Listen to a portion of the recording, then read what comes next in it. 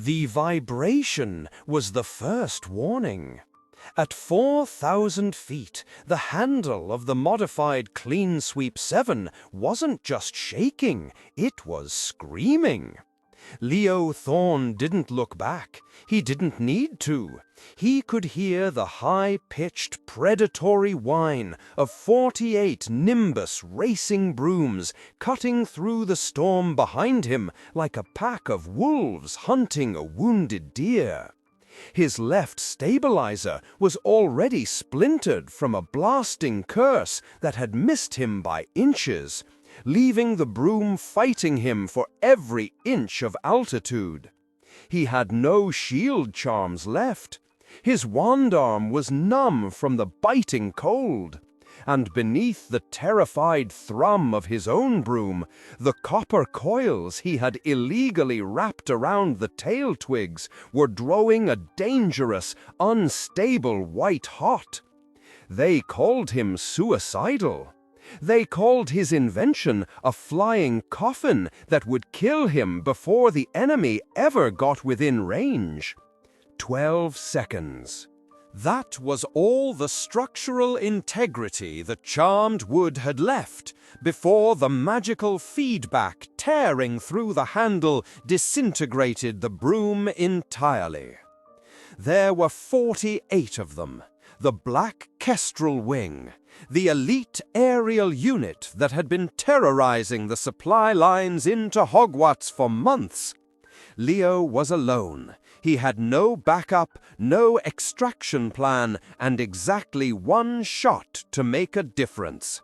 If he failed, the refugee convoy moving silently through the forbidden forest below would be spotted and massacred within minutes.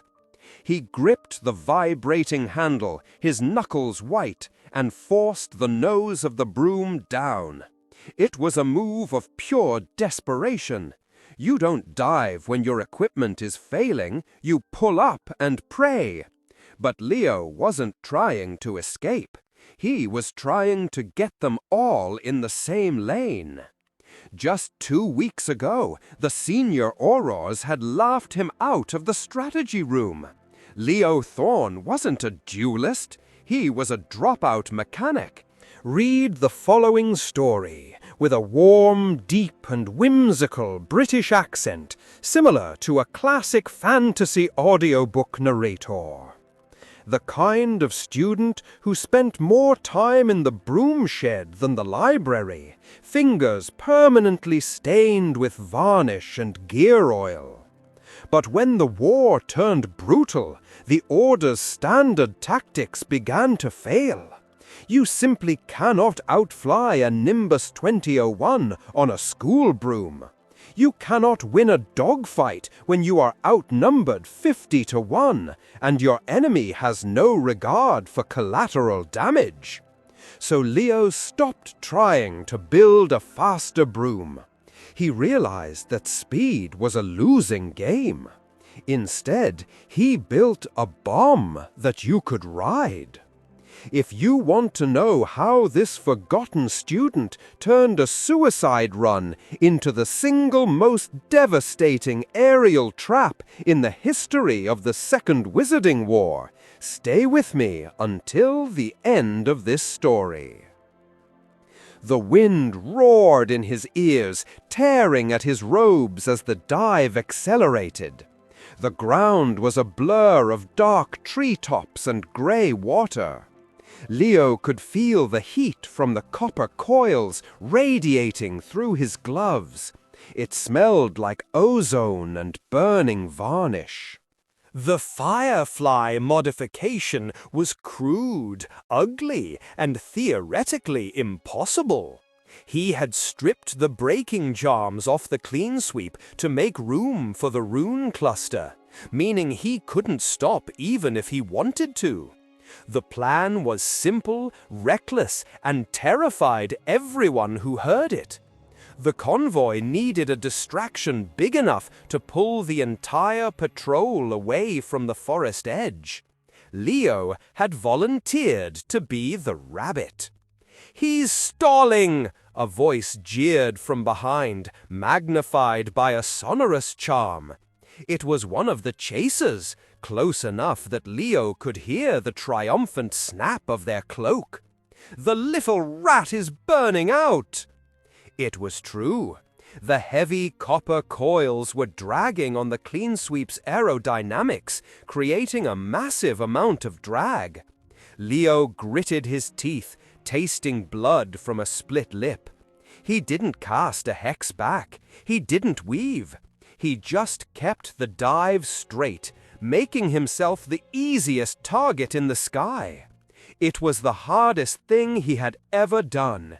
Every instinct screamed at him to dodge. Read the following story. With a warm, deep, and whimsical British accent. To fight back, to do something. But the trap required precision. He needed them directly behind him. He needed them in his slipstream. He counted the shadows in his peripheral vision.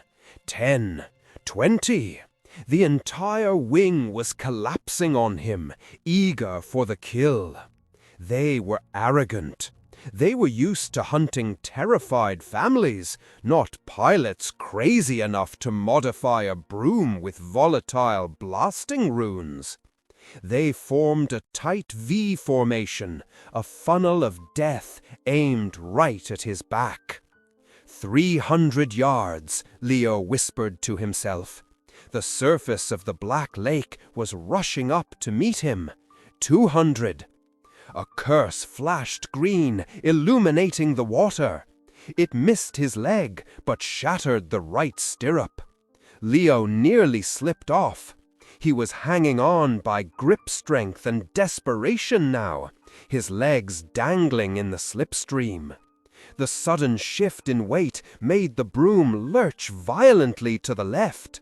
The copper coils hissed, sparking dangerously. If they detonated now, he would be the only casualty. He had to wait until the air pressure maximized the blast radius. "Finish him!" the command barked out from the leader of the pack. Beams of red and green light erupted from the formation behind him. Leo rolled the broom, feeling the heat of a curse singe his ear. The wood groaned under the stress. A hairline fracture appeared near the tip of the handle. He had seconds, maybe less. If this forgotten legend of Hogwarts is already touching your heart and you would like to help keep these stories alive, you can support the channel by clicking the thanks button below the video. Every little bit helps me bring you more hidden tales of courage and magic. Leo leveled out 10 feet above the water.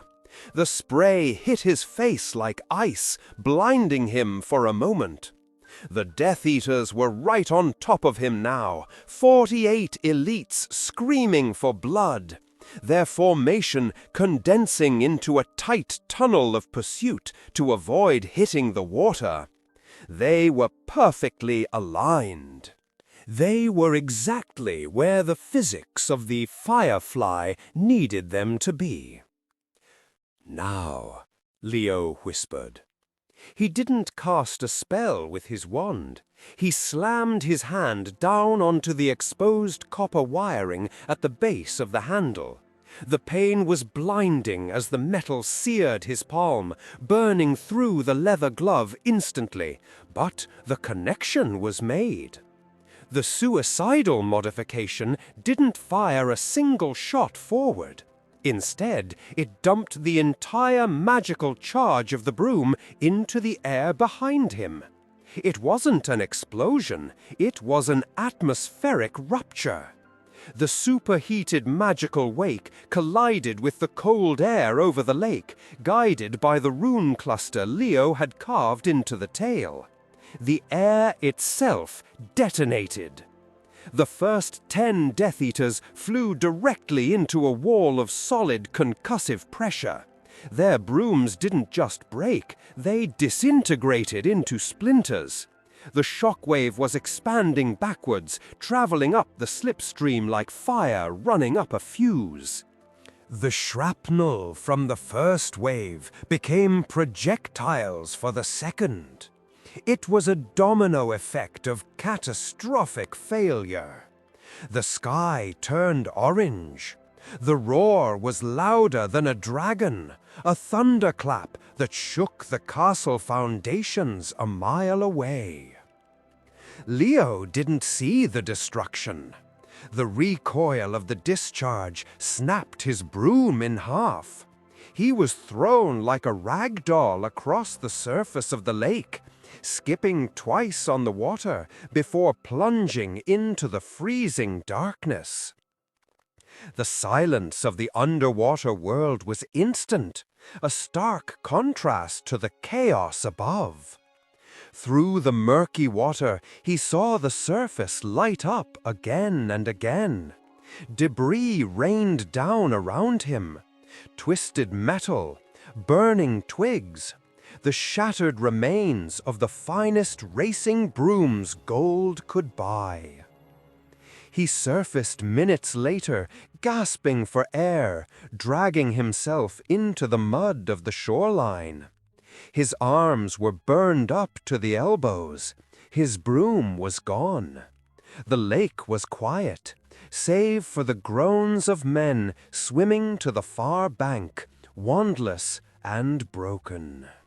The convoy had passed unnoticed during the chaos. There were no medals. The ministry report simply stated that the enemy patrol had suffered a logistical failure due to unexpected weather conditions. They confiscated Leo's notes. They burned the prototypes. It was too dangerous, they said, too unstable. No one could ever be allowed to replicate it. But in the Gryffindor common room, late at night, the story was whispered. The story of the boy who turned a clean sweep into a bomb and broke the sky.